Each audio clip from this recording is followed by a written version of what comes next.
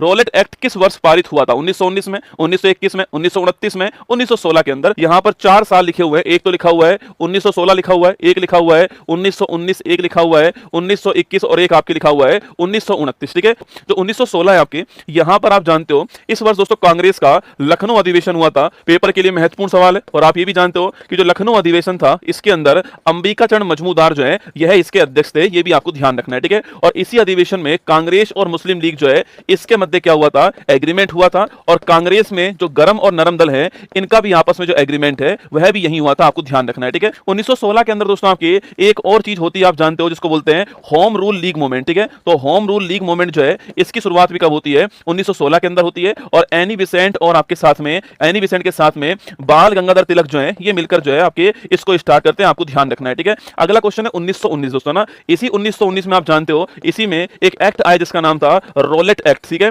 इसे बोलते हैं ना अपील ना दलील ना वकील का कानून। क्या बोलते हैं इसको? इसे बोलते हैं ना अपील ना दलील और ना वकील का कानून कहते हैं। आपको ध्यान रखना है। ठीक है, अगला क्वेश्चन पूछूं आपसे, इसी 1919 के अंदर एक कांड हुआ था आपके, और वह नरसंहार कौन सा था? 13 अप्रैल 1919। अभी फिल्म आई है, इसके ऊपर ध्यान रखना। जलियांवाला बाग हत्याकांड कौन सा था? जलियांवाला बाग जो हत्याकांड है अमृतसर के अंदर हुआ था। 13 अप्रैल की तारीख को हुआ था। बैसाखी आपके ध्यान रखना है। ठीक है, बीएचयू की स्थापना भी आपके 1916 के अंदर होती है। ध्यान रखना। ठीक है, अगला क्वेश्चन देखिए 1921 दोस्तों ना। देखो 1919 का एक एक्ट आया था, आपको याद होगा, मॉन्टेग्यू चेम्सफोर्ड अधिनियम। ठीक है, 1919 का मॉन्टेग्यू चेम्सफोर्ड अधिनियम आया था, शायद आपको याद होगा। ये मॉन्टेग्यू चेम्सफोर्ड जो अधिनियम है ना, ये सवाल पूछो कब लागू हुआ था, तो ये आपके 1921 में लागू हुआ। बड़ा बढ़िया क्वेश्चन है। सवाल पूछे कि भाई 1919 का मॉन्टेग्यू चेम्सफोर्ड अधिनियम जो है, सवाल आपसे पूछे कि 1919 का गवर्नमेंट ऑफ इंडिया एक्ट जो है वो कब लागू हुआ था? तो लागू हुआ था कब? आपके 1921 के अंदर। इसको थोड़ा आपको ध्यान रखना है। ठीक है, प्रांतों में पूछूं आपसे, प्रांतों में आपके प्रांत में अद्वैत शासन जो है इसकी शुरुआत भी कब होती है? इसकी शुरुआत भी 1919 के एक्ट से होती है। आपको ध्यान रखना है। ठीक है,